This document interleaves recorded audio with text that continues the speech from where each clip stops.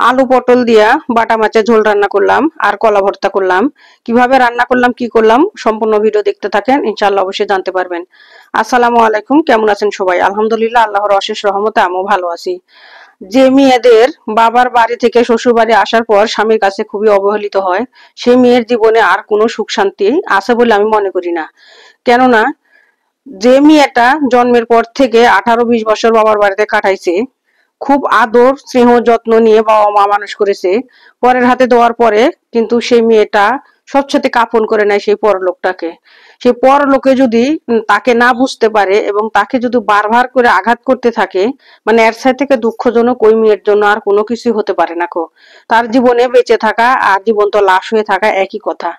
তো আসলে আমি অনেক কিছু বলে ফেলালাম, আমি তো একজন মেয়ে, এর জন্য আর কি অনেক কিছু আর কি মনে আসে বলার জন্য, বা অনেক সিচুয়েশনের মধ্যে অনেক সময় পড়তে হয়। তারপর আর কি আমরা তো মেয়ে, অনেক কিছু ম্যানেজ করে নিতে হয়। আর যারা ম্যানেজ করতে করতে আর কি দেওয়ালে পিঠ থেকে যায়, তারা তো একটা ভুল সিদ্ধান্ত নিতে বাধ্য হয়ে যায়। তা আমি চাই না যে আসলে এরকম ভাবে অন্য কোনো নারীর জীবন মানে ঝরে যাক। তো যাই হোক আর কি, আমি এই যে রান্না করার জন্য চলে আসছি সবকিছু গুছগাছ করে নিয়ে। তো মাছটা আগে নুন হলুদ দিয়ে মেখে রেখে তারপরে ভালো মতো তেলে একেবারে লাল লাল করে ভেজে নিলাম।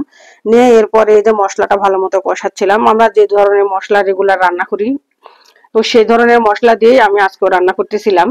তো এখানে একবারে টাটকা মনে হয় খেতে থেকে উঠছে, এখনই এই মাত্র উঠানো এই পটলগুলো না আপনাদের ভাইয়া নিয়ে আসতে আমাকে বলতেছিল যে বাটা মাছ দিয়ে ঝোল রান্না করো। তো আর কি, যে কথা সে কাজ, স্বামী খেতে চাইছে আমি আসলে রান্না করে দিব না তা তো হতে পারে না কো।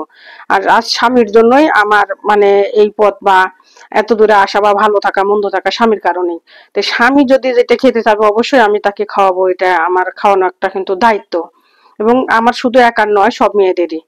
তো যাই হোক, যেহেতু স্বামী খেতে চাইছে আর আমি তাকে খাওয়াবো না, এটা তো হতে পারে না, এর জন্য আর কি। আর তারপরও সে মাছ এবং সবজি সবকিছু এনে দিছে বা দেয়, তো আমি কেন তাকে খাওয়াবো না কো।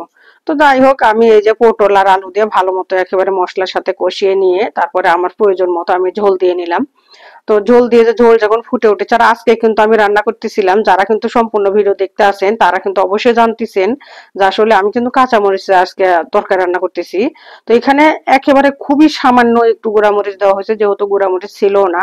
একেবারে আমি ডিব্বা ডাব্বি ঝাইরে এখন তুই দিয়ে দিছি, এর জন্য একটু হালকা কালার আসছে। আর তাছাড়া কিন্তু কাঁচামরিচের রান্নার কালারটা কিন্তু দেখেই বুঝতে পারতেছেন যে কাঁচামরিচের রান্না।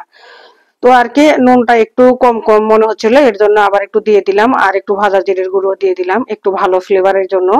আর যেহেতু ফ্রিজে রাখা মাছ, সেক্ষেত্রে মাছটা একটু ভালো মতো ভেজে রান্না করছি। আর নলে সাধারণত আমি অনেক সময় কষে রান্না করি, কষানো মাছ খেতে আপনাদের ভাইয়া বেশি পছন্দ করে। তো আমার রান্নাটা এই যে এখন হয়ে গেছে, আমি একটু নাড়াচাড়া করে ঢেকে রাখবো বা এটা একটা বাটিতে সার্ভ করে নিব। তো এই যে রান্নাটা আমার শেষ। ঝোলের পরিমাণটা যদিও বা আজকে একটু কম কমই রাখছি। তো রান্নাটা এই যে আমার এখন শেষ হয়ে গেছে, আর দেখেন একেবারে মানে মাখা মাখার মতো হয়ে গেছে। আর কিন্তু খেতে প্রচন্ড টেস্ট হয়েছিল। তো খেতে টাটকা সবজি রান্না করে খাওয়ার কিন্তু টেস্টই অন্যরকম, তার মজাটাই কিন্তু অন্যরকম। আর এই যে আর আজকে কিন্তু কারেন্ট নেই, দেখেন অন্ধকারে রান্না করতেছি, আজকে আমার ভিডিওতে লাইট কম হয়েছে। তো অবশ্যই একটু দেখে নেবেন কষ্ট করে। তো আমার ভিডিওটা যদি ভালো লাগে অবশ্যই লাইক কমেন্ট এবং শেয়ার করে আমার পাশে থাকবেন, আর আমার পেজটা ফলো করে দিবেন। আর ইউটিউব থেকে যে আপু ভাইয়ারা দেখতেছেন অবশ্যই আমার ইউটিউব চ্যানেলটা সাবস্ক্রাইব করে দিবেন। আল্লাহ হাফেজ, আসসালামু আলাইকুম।